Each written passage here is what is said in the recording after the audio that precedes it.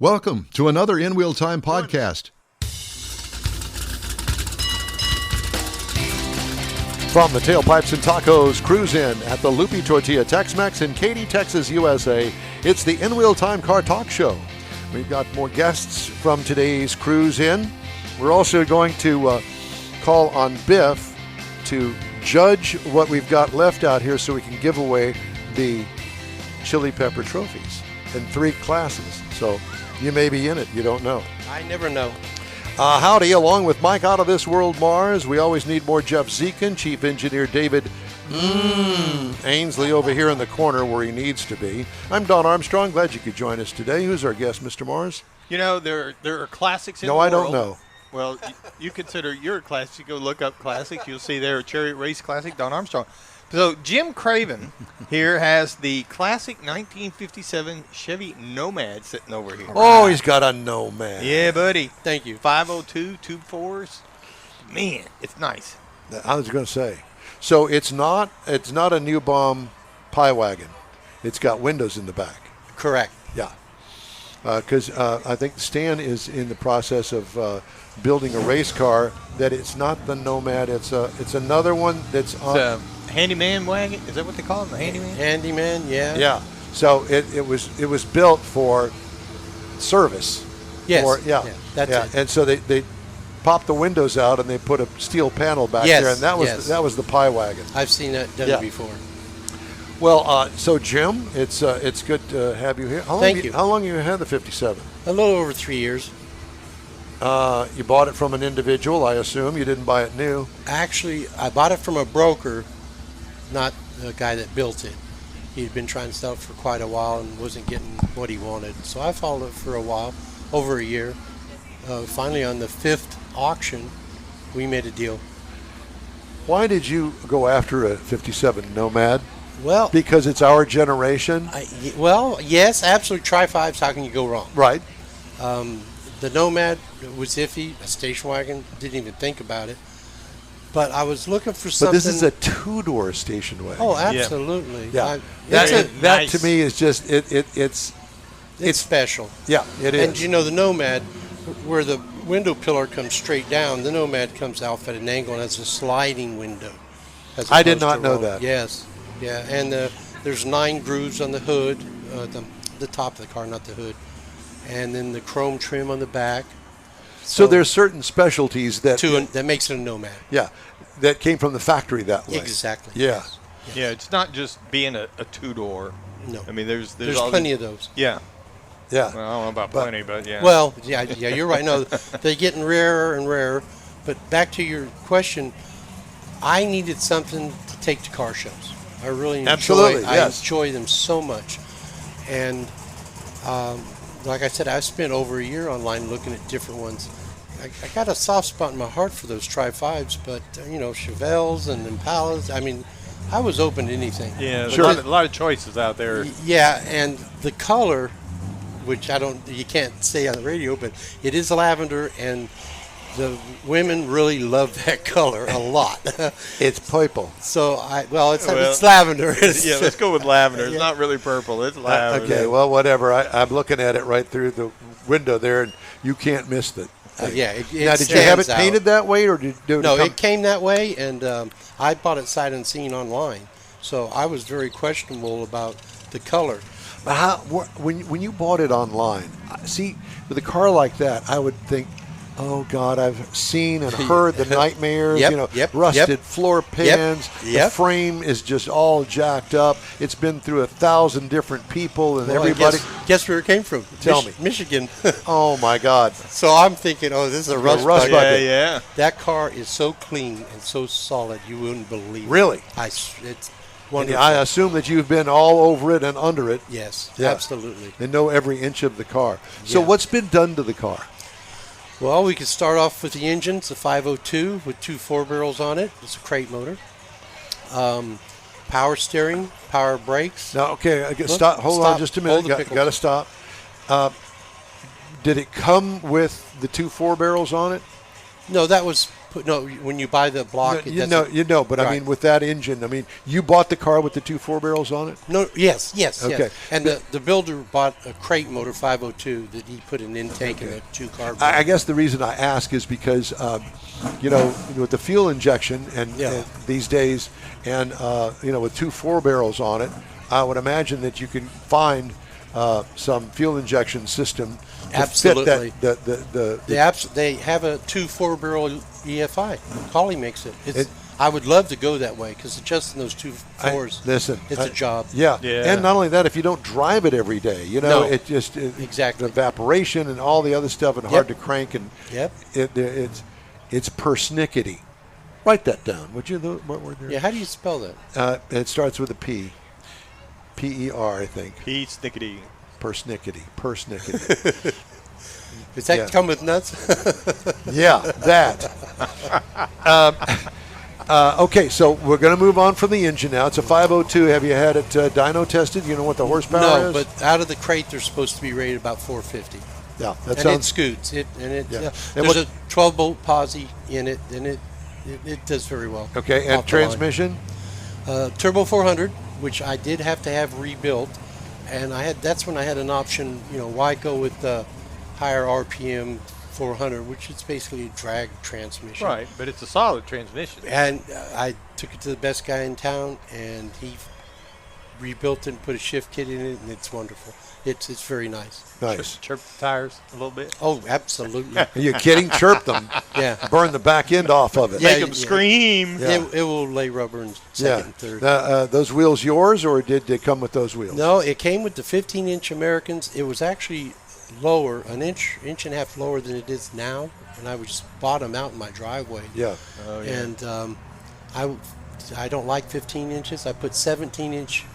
Got away from the Americans because every Tri-5 has Americans. Went with the US Mag, which is beautiful. I think it's beautiful. 17-inch.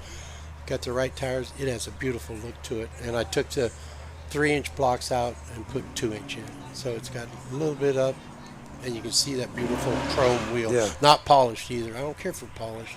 I like chrome. Chrome won't get you home, but nice to look at. Yeah, absolutely. And how long have you had the car now? A little over 3 years. 3 years. You've been to every car show that there is? I within a 50-mile radius, I try to hit them all. Do you do Autorama with it?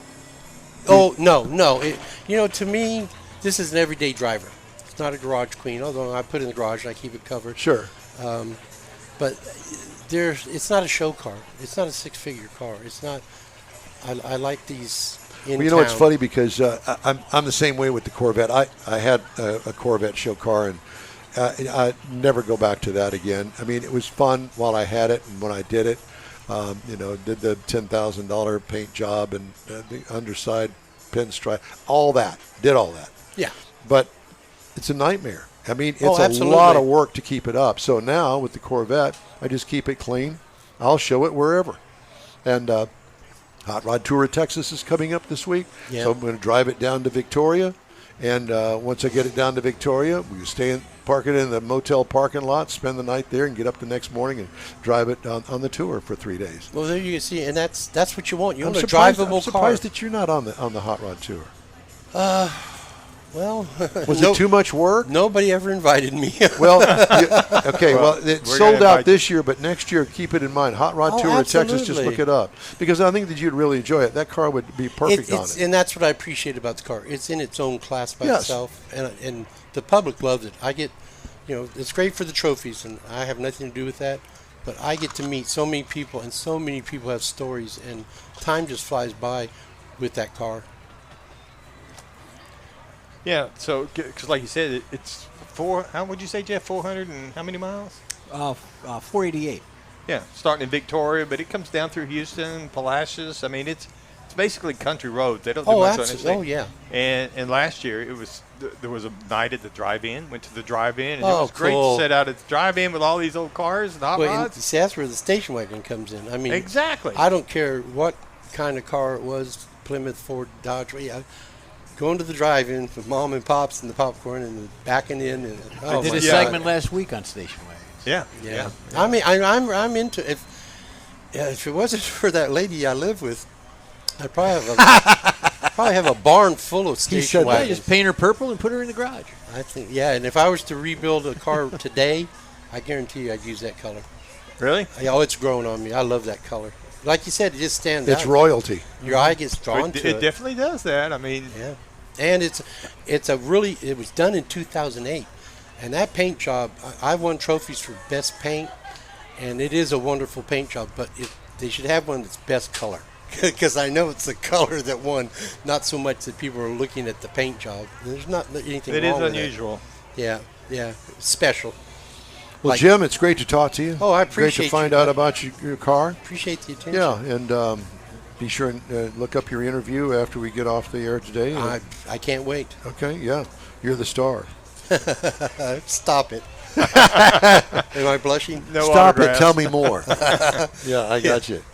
Well, it's great to learn about the car, and is this your first time out here? No. I just live a couple miles over. Do you? I've been to Katy 31 years. Okay. Yeah. Back before it This turned into is this. my stomping ground, and that's one thing too about when you get a nice car that you like, and I'm willing to move on after a while, get something new.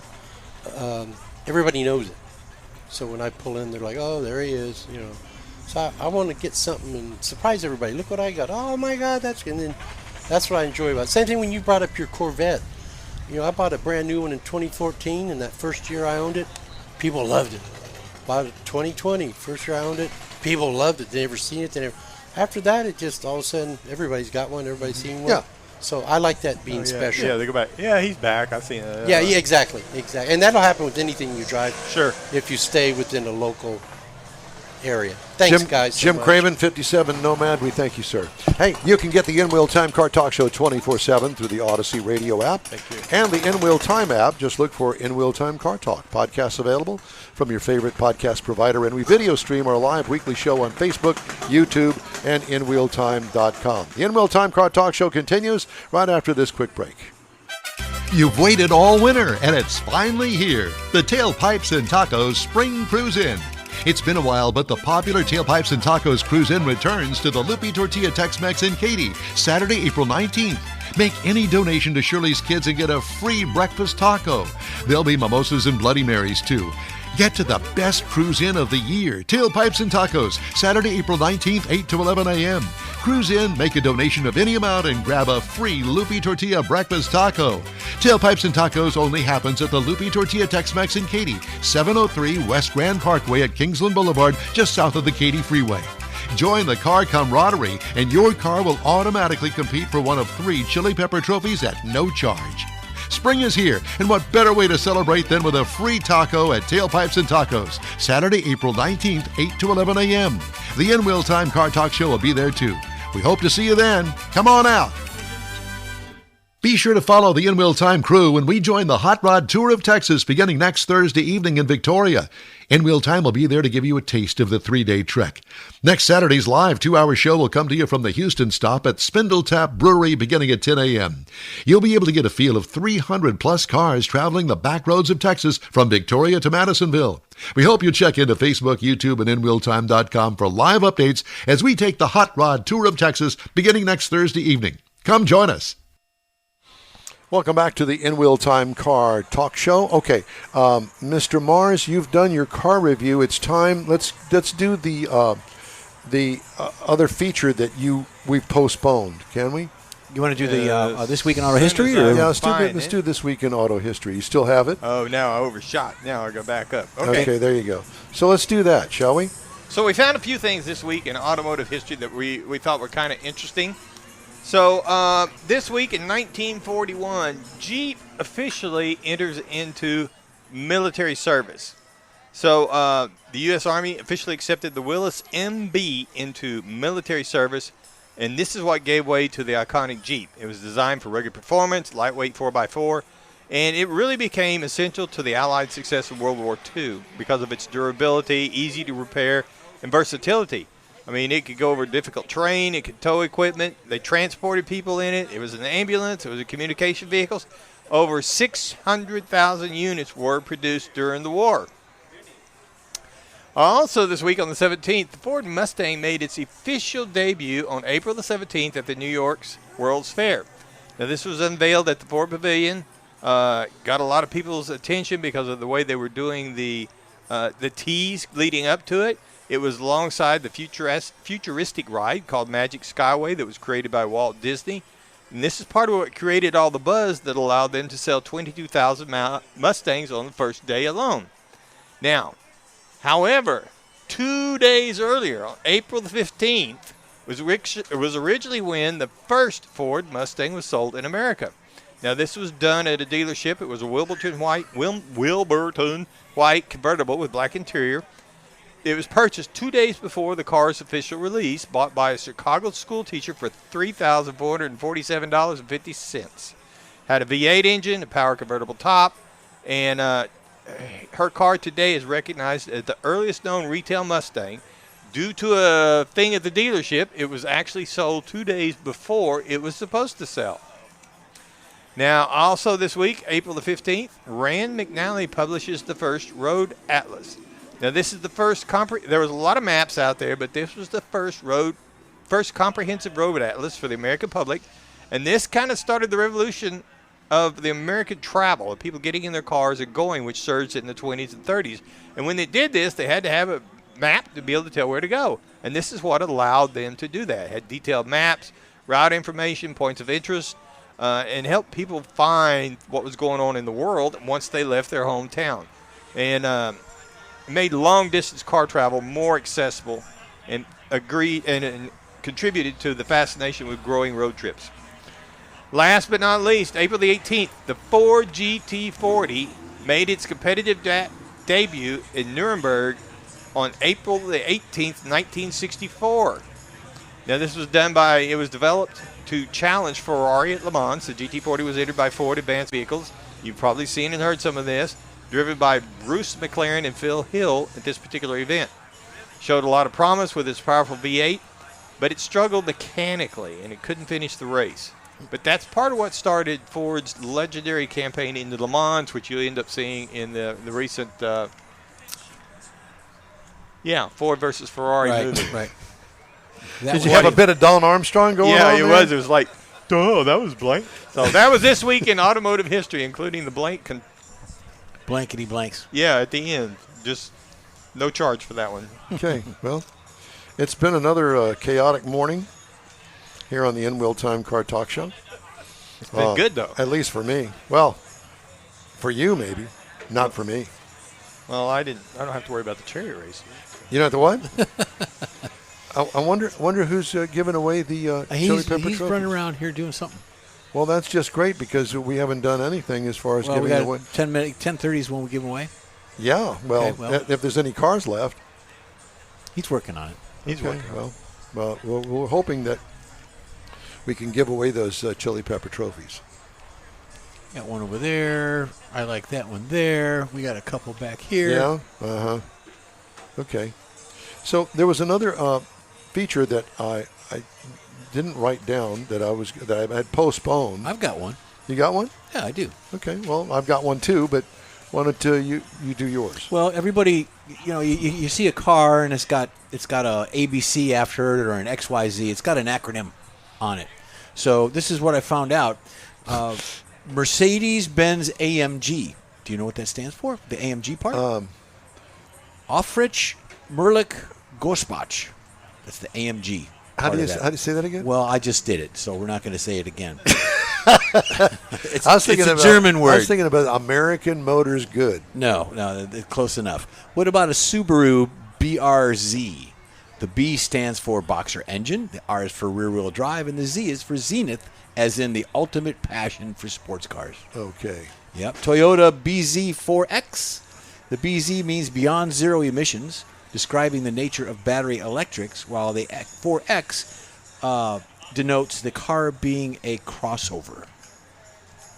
So how about that? So there is some intelligence in all that. That's right. It's Here's one not for from David. us. The Aston Martin DBX. What's the DBX stand for? The DB is Aston Martin, including the DB5. It actually stands for David Brown, who purchased Aston Martin in 1947. The X is for crossover. Well, I Fiat. guess if you got David Brown? David Who Brown. the hell is David Brown? He owns Aston Martin. he's a rich guy. Yeah. Fiat Either that or a broke guy. actually stands for Fabbrica Italiana Automobilia Torino.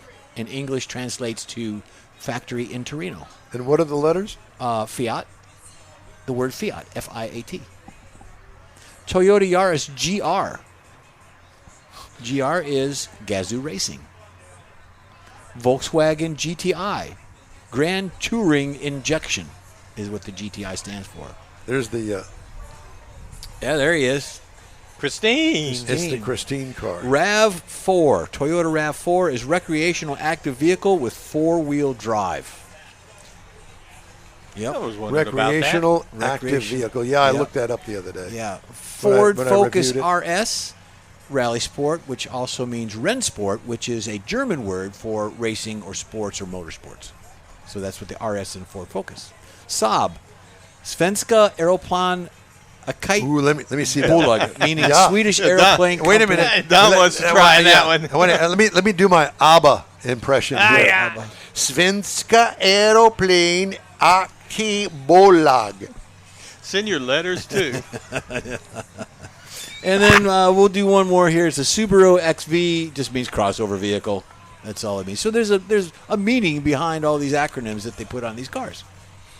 Great. Everyone has a meaning. That's everything's got a meaning. Everything's got a meaning. So There's a meaning. did you give away our trophies? All right. All right. 10:30 it is. And do you have names of these people and all that? Well, I got a piece of paper for you. Is that what you're looking for? Piece of paper to write on? Okay, Oh, very okay, good. Thank you. Very good. Thank you, Easter Hey, Sheila Bunny. May, did you see my grandson and my daughter? And yeah, he is, isn't he? Looks just like me, doesn't he? Oh, hell no. Yeah, he's got a full diaper. Here, you need a pen? You got a pen. No, he stole my pen. Oh, okay, good. All right. You know, these things here at the Lupe Tortilla do get out of hand Well, easily. when we're here. Yeah. What, Mars? Yeah, well, Everybody else wishes they could be here. so this is what Leslie sees on YouTube right here. Oh, my. You lost your feed. Let me see if it came back on. What? Did you see the picture? Yeah. No, I didn't. I was reading. There's the picture. What? So for our you need to YouTube- get your TV fixed. No, that's not it. Yeah, that's it. No, it's not. I'm telling you. Okay. Well, then you try to convince Leslie that that's it. No, I'm not going to. Not after what I just saw. See, let's see what's on there now. That's it. There you go. It's a big mess. Well, that wasn't there a minute ago. That's what I'm saying. Okay.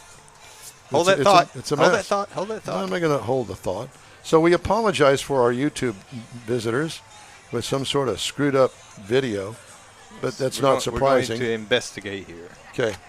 At any rate, I don't have any other. Well, I do have a feature, but it's going to be too long to fit into this little area, I think. No, I'm going to make it fit. Though automakers have spent untold billions on research and development to create technologies that make vehicles cleaner, safer, and more comfortable and more reliable, the modern automobile would be unrecognizable today if not for decades of pioneering by their supplier partners. Anti-lock brakes. Almost from the beginning of the auto industry, engineers have known that a vehicle is more difficult to control than emergency braking when the wheels lock up. Chrysler introduced the Sure Brake four-wheel anti-lock brake system in 1971 as optional equipment on the Imperial luxury car. I didn't know that. It used sensors in the wheels and vacuum controls to modulate the brakes. In 78, Bosch began modern anti-lock brake era when its four-channel computer-controlled ABS debuted on the Mercedes-Benz W116, later called the S-Class. Brake-by-wire. Some lower technology brake-by-wire systems have been in production in hybrids, such as the Toyota Prius, that use signals from the brake pedal to push brake fluid through a series of pipes to the front and rear brakes. German supplier ZF said it will launch a by-wire system that operates the brake calipers electrically starting in late 2028. So nothing that you do inside really is going to have anything that's mechanically connected to the function. Cameras. Toyota and Nissan ushered in the modern era of backup cameras in the early 90s. They became federally required safety equipment on all passenger cars in the 2018 model year. Catalytic converters. No device has done more to clean up the emissions from gasoline and diesel engines. Virtually every gasoline and diesel automobile today has a catalytic converter. The device located in the exhaust system uses precious metals and high heat to convert harmful emissions such as carbon monoxide and nitrogen oxides into less harmful gases and water vapor. Lane departure warning, which to me is intrusive and I don't like it, but Nissan debuted the current system developed by Valeo in its Infiniti FX SUV. Today, lane departure is a key building block of the suite of technologies that enable self-driving cars. Lithium-ion batteries. First commercial lithium-ion batteries were made by Sony in 1991. I didn't know that. First Teslas used lithium-ion batteries made by Panasonic and LG Chem. I can't hear him. I turned my lane departure thing off. Yeah, it's annoying. Yeah. In 1990, the first built-in GPS system came in the Japan market, Mazda Cosmo luxury car. The system was developed by Mitsubishi Electric and Mazda. The gyrocator lasted 1 year on the. I think I've heard that. That's not what you heard. That's not what it meant. That's not what you. The gyrotator. Yeah, gyrocator. Tater. Radial tires. First patents for radial tires were granted more than 100 years ago. Mm-hmm. But Francis Michelin perfected the technology and created the tire that changed the industry. Michelin's first radial tire, the Michelin X of 1946, improved safety, handling, durability, and fuel economy. By the 80s, 100% of all new cars sold in the United States were equipped with radial tires. In a radial tire, the cords are positioned bead to bead at 90-degree angles to help reduce friction. Mm-hmm. And the radio.